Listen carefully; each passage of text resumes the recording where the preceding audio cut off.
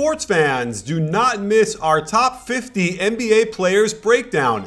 We've been analyzing the list all week, and as we begin our top 5, I'll be doing the videos. So click on the link on the screen or in the description below to read some of the best NBA writing out there. You in? The San Antonio Spurs had a historic season last year, tied for 7th all-time for most regular season wins. And the undisputed leader of the team was none other than Kawhi Leonard, someone whose year-over-year improvement has been nothing short of astounding. In terms of overall efficiency, Synergy rated him in the 99th percentile, ranking 3rd behind Steph Curry and JJ Redick.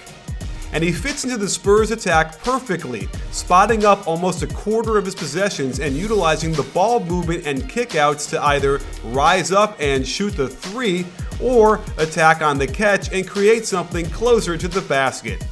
In the spot-up category, Kawhi ranked 3rd out of 112 players with a minimum of 175 possessions, and it's clear to see why. Watch how he catches the ball out of the hop, splitting his feet to attack on the catch, then getting middle penetration. His hands are so huge, he has no problem elevating into a jump hook over his defender. Attacking on the catch is devastating because you never give the defense a chance to catch up, and the threat of handoffs everywhere keep them off balance to allow that split second of daylight for the pull-up.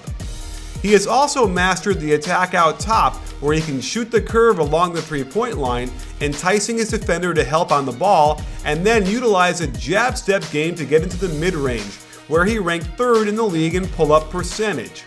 It's not to say Kawhi didn't benefit from his teammates in the system. They routinely use the pick and roll to attack the rim only to kick out to the easier corner three-point shot.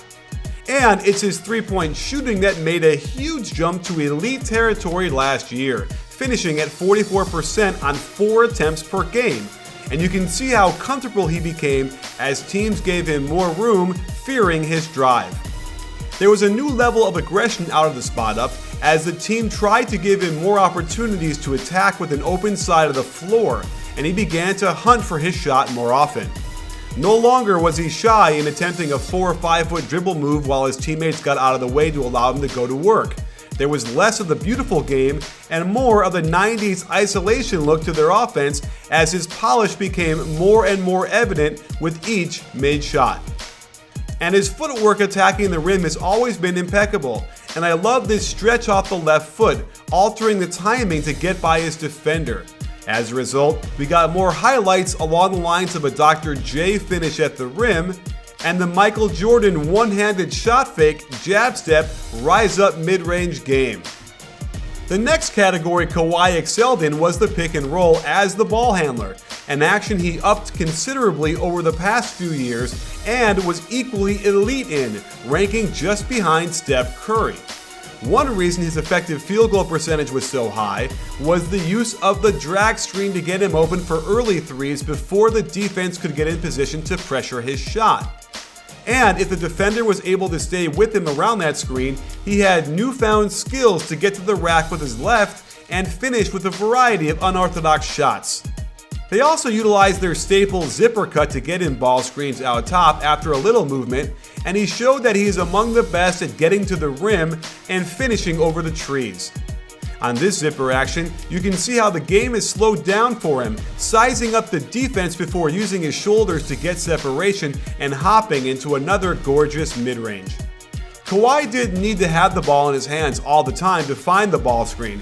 He was able to exist in their motion offense before flipping the switch to attack mode, but it was also clear he had the green light to go get the ball in the backcourt and find a shot whenever he wanted to. Kawhi's game was very balanced, and he used the post-up as often as the pick and roll, and again ranked elite in this category as well. He posted up on the left block way more than the right, and also turned over his right shoulder to attack that baseline more often than not. And the Spurs are the best at finding mismatches and wasting little time in exploiting them.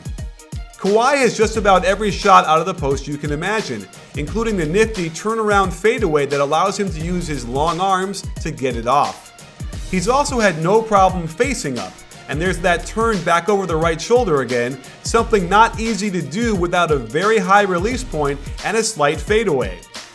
More of that confidence he has developed, as he had no issue bringing the ball up right into a post-up, the kind of attack only reserved for the very best offensive players in the league.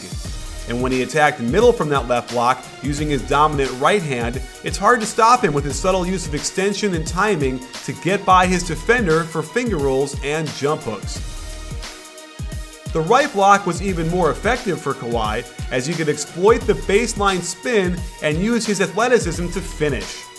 But he definitely preferred turning over that right shoulder to get into the middle and allowing his shooting arm to be aligned with the basket easier, for more of the same fadeaway jump shooting that established him as a serious offensive force.